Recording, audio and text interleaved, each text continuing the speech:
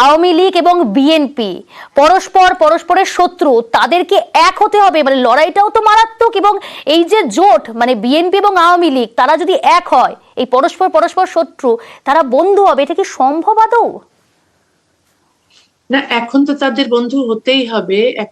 কারণ হচ্ছে এই জামাতি জিহাদি জঙ্গি গোষ্ঠী থেকে দেশকে বাঁচাতে হলে তাদের তাদের বন্ধু হতেই হবে, তাদের একসঙ্গে লড়াই করতেই হবে জামাতি ইসলামের বিরুদ্ধে। কারণ সমস্ত ইসলামী দল এখন একসঙ্গে তারাই এখন ক্ষমতায়, তারাই এখন দেশটাকে পিছিয়ে নিচ্ছে। এখন দেশটাকে এগিয়ে নিতে হলে মুক্তিযুদ্ধের পক্ষের যে যে শক্তি আছে সবাইকে একত্র হতে হবে।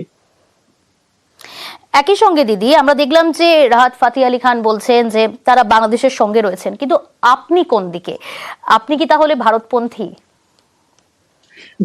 এখানে না ভারতপন্থী বলে কিছু নেই। আমি যদি বাংলাদেশ পন্থী হয়ে থাকি তাহলে আমাকে ভারতপন্থী হতেই হবে।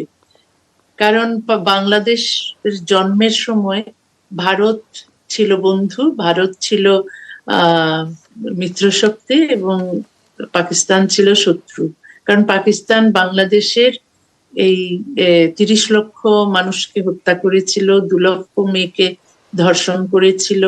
এবং পাকিস্তান হচ্ছে ধর্মভিত্তিক দেশ, এবং আমরা এনেছিলাম সেকুলারিজম, ধর্মনিরপেক্ষতা।